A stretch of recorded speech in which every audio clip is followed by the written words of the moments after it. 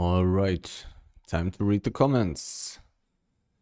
The big stacks will be found in other roads from next patch. That is true, and this will be very interesting. I'm really excited to look at the roads update and to look at the mists. Really excited actually.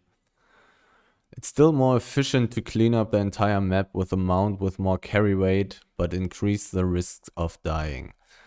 If you're just gonna use the Gallant Horse, PvE and high tier gathering is the only way. Too much wasted time in this run. I think so too. First, yep. Biggest fan. Are you though? Question, do you know what I do with my resources? Like, do I sell them, do I keep them, or do I refine them first? Answer, just sell it cause you can't predict when it's high or when it's gonna go low. By doing this, you'll roughly get the average after all. Don't keep them. I would agree. 620. Try playing at sea. Basically playing with a handicap with 300 ping. Well, I personally would not play under terrible conditions, so have a nice day. You too. Big Lips McG, make a video about it once. It's more efficient to use auto-respect if you have all the stuff. Mastery on everything you equip level 100 already. Tier 8 than using a satchel. So auto-respect is better than a satchel. Big Lips McG said. Someone, who knows if it's still the case. Sometimes things get patched and changed. Compared from silver burn to fame earned ratio. So it's cheaper, okay. But if you're on your new player, it's better to use a satchel. But of course, the higher tier the satchel, the more efficient it is. I keep my silver at 70 million. When I hit 90 million, I just use my tome. Then it should go back to around 70 million again. Gathering 1 hour per day should suffice on your daily fame farming consumption, and assuming you are not dying a lot. Well, if I have above 100 million silver, I also spend silver on getting levels. But of course, prioritizing getting some crucial items to 120 before just randomly leveling up items that I rarely use. When I watched your video for the first time last year, I was a newbie that time. Couldn't believe someone is using Spectral Diaball in Black Zone. I thought that was amazing until I saw you were rocking Avalonian tools, like 5 of them. I was like, this channel is interesting. I don't usually hit subscribe button, but that time I didn't hesitate. I was a fan since then. Actually, I missed those 20 minutes gathering with 4 speed video, 4 times speed. Very satisfying. Well, if you miss those 4 times speed gathering videos, you may like the 0 to hero fishing videos. Those are also on 4 times speed, but I don't know if that is as satisfying as watching me gathering normal gathering resources instead of fish. Why are so many gatherers using carving sword? Doesn't Bloodletter have much better mobility? It has more mobility, but the carving sword has anti-purge. Murder Gulch Divide is where I PvE. Okay. Wearing cheap 50k nature step. I see a lot of these guys using 50k builds, being very cheap. Glad to see group content. I felt so bad for when you were getting ganked after hours of solo gathering. Getting ganked is just part of the game, and I am ganking a lot as well. Good video, thank you. The Ewell? Not sure what that means. It looks better than doing it alone, trio, ganking and gathering. Well, ganking solo is really not that good. It's really not that good. There are a lot of solo ganking videos on YouTube, but those are like, they film footage for weeks even and then cut down everything so they have some highlights instead of like uploading the whole session where you would see tons of waiting, tons of running around, dying here and there. it's really, solo ganking is really not that good. Best gathering video ever. We want you to watch while you are gathering big notes. Well, I also want to watch myself gathering big notes. How did you met Devil and Thor? Tell us the story. Well, those are two different stories, obviously. I can roughly do it. Thor, I've been playing hardcore PvP games together with Thor for over, I don't know, 8 years, 10 years already with him. Like League of Legends, Warcraft 3, The Frozen Throne, Battle Ride, such stuff. So we kind of know each other for a long time already. And Devil, one day I was streaming some solo queue arena and he asked in the stream chat if he could join my guild. And then I said, I told him all the 3 million requirements that someone has to meet to play with me, like perfect internet, perfect computer, perfect English, a good and mature and nice attitude. And then he said, yeah, I probably have that. And then we tried to play together and we noticed, okay, yeah, this will probably work. And since then, he's playing with us. Actually, not dying is the most important though, because your loot mostly won't be more than your gear. Yep. I'm happy waiting for my dungeon to close. Yeah, when you're doing solo dungeons in the Black Zone, especially in tier 8 maps or tier 7 maps, then you should just wait these 90 seconds. Sir, do you sell the resources you got from Black Zone or you craft them? I sell them. How about Elite Wild Boar? Although it's quite expensive, but has good mobility and fast mount up speed. I actually tried that Elite Wild Boar now 3 times. Today, yesterday, and at Friday. And you will see 3 videos of where I play this thing. Got a question for you. Why do you use the second ability over the third one with the minor cap? I thought that its CC cleanse and immunity, also purge immunity, edit it does not purge immunity, sad, is pretty good. The ability is really good, but I noticed that I don't need a cleanse. I don't need a cleanse at all. I've like gathering in the last, I don't know, 6, 7, 8 months, I never needed a cleanse. But what I needed was something to block the Graveguard armor. I needed something to block Fear Robe, like the Unholy Robe. Yeah, Unholy Robe is the name, I think. Or the Robe of Purity. Like, I need to block these 3 things. Pushbacks, basically. Wind Wall also, even though I didn't run into a knight's armor. I didn't run into that, but I ran into unholy robes and what did I say first? I ran a lot into unholy robes and graveguard armors. I need help against that, and the block from the helmet is really the only way to go. You are correct. The third ability for Minor Helmet is the best. It allows you to not only break out of any CC, but resistant to almost all CC, I believe. Well, you are resistant to root, silence, stun and stuff like that, but not against pushback. You are not immune to knockback, which is the only thing that I need in that situation usually. Say you get stuck in a Claw E and the Graveguard at the same time, you using the third ability, you'll not only break out of the Claw stun, but you won't get pulled back, all while not being able to be stunned. Does that mean you can cleanse the Graveguard armor from you? I don't know if that works.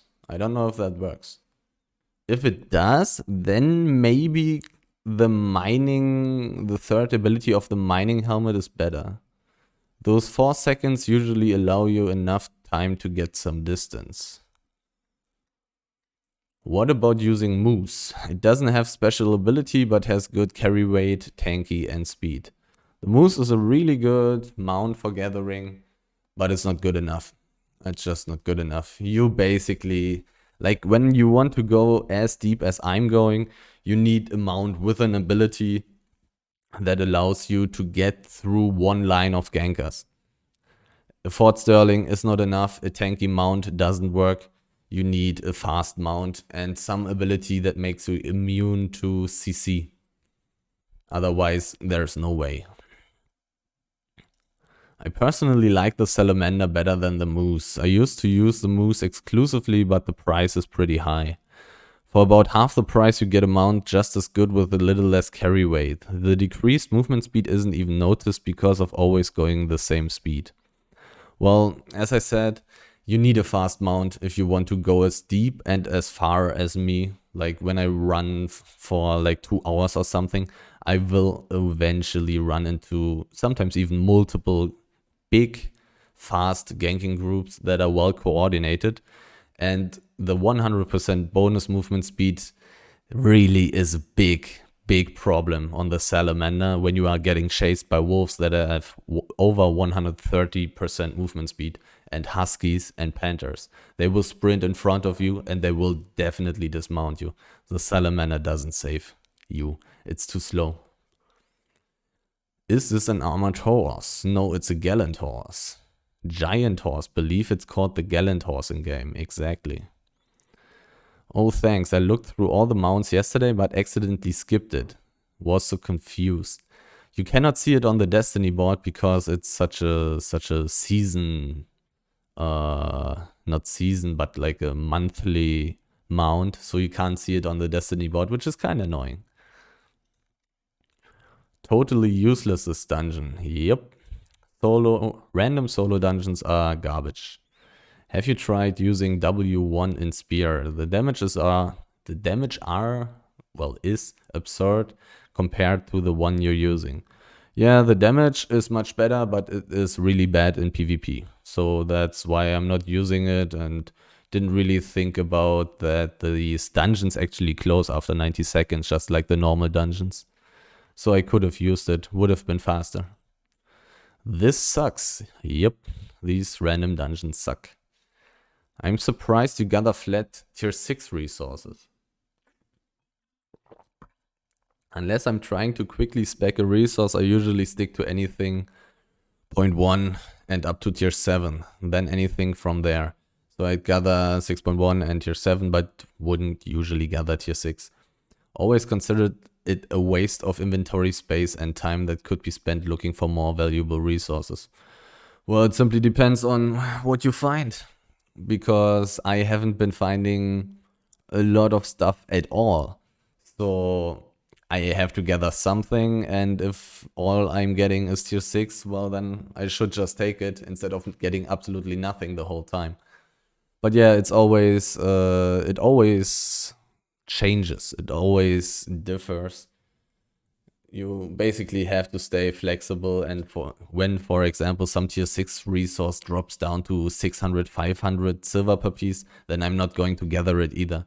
But when it goes up to like 750, 800, then it's usually already worth it to take it. Unless you know some maps where you find a lot of 6.1, a lot of tier 7, a lot of tier 8 even.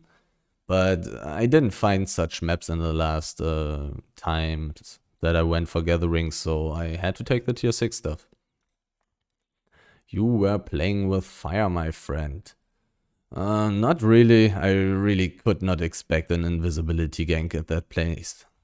Which profession earns you the most? I have no idea. I'm not looking at that.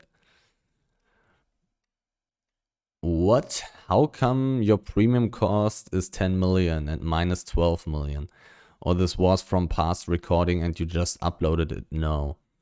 This video is from 1 week ago, and I would doubt that it was at 10 million. It was probably at like 10.4 million, right? Almost 10.5 million.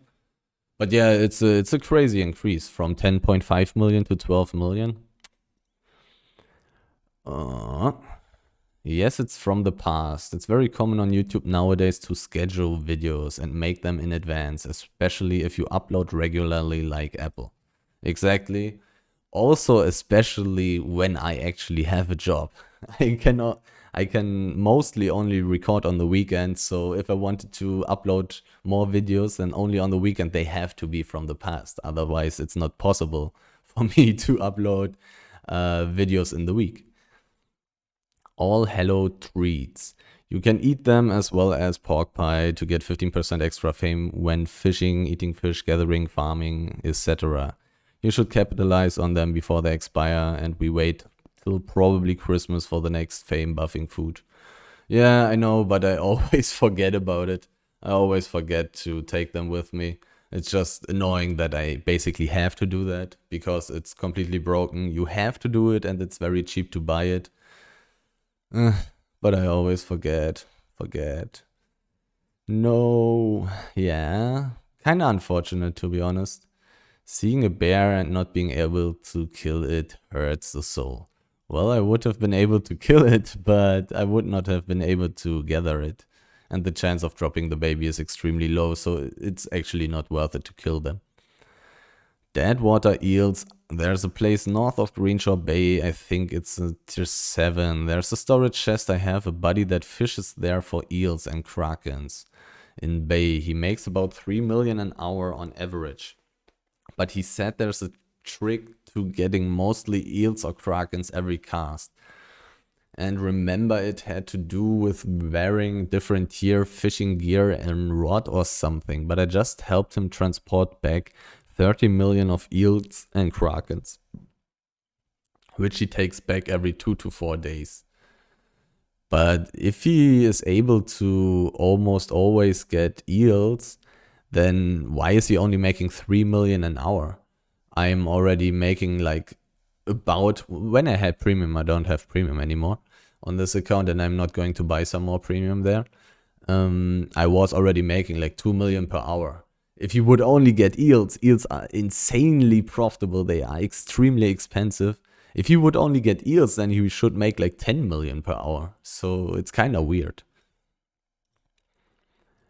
HB using Frost Ram. HB? HB? I don't know, but using Frost Ram. Frost Ram is actually kind of interesting.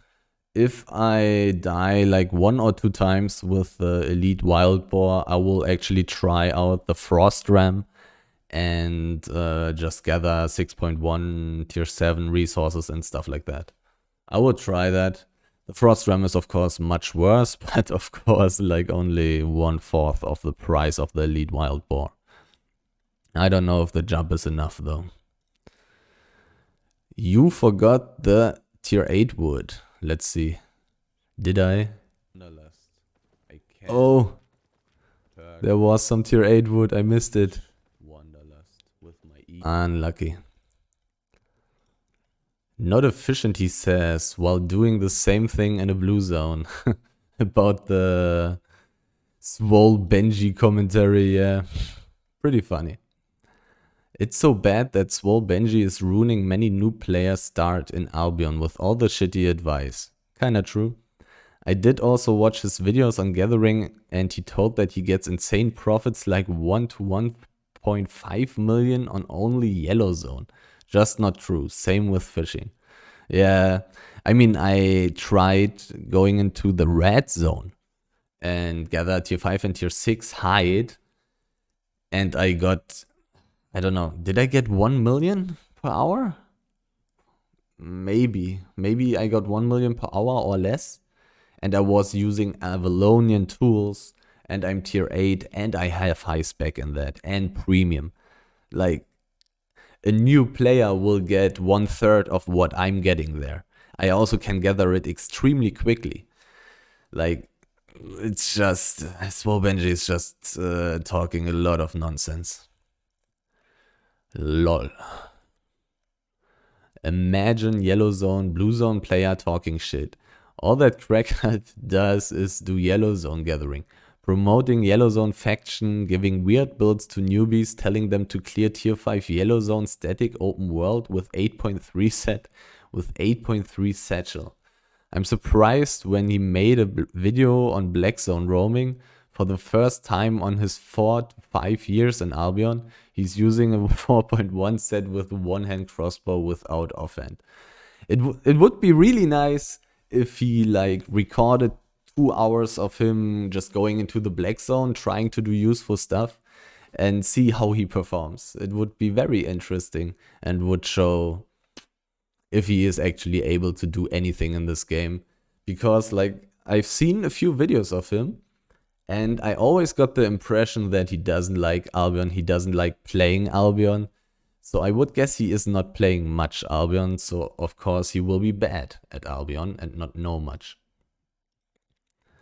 How does it take a group of 10 brain-dead gankers to kill a lonely fisherman? Well, having more people makes it easier. If they only had like 4 or 5 players, they would probably not have gotten me. Maybe having your boots on Wanderlust plus Invispot could have saved you. I also thought about that. But the problem is, without the double jump in the beginning, I would have probably got purged by them. If I only have the jump from my E and then use Wanderlust and then invisibility, it is very likely that I will get purged. Like one jump usually isn't enough against such a big amount of gankers. Let's see if there's a new comment already. Oh, there are a few. Maybe I just didn't scroll high enough. Why don't you start in Morgana Rest? Because I don't want to sell stuff in Morgana's Rest. The prices there are a little bit weird and I get big amounts of stuff.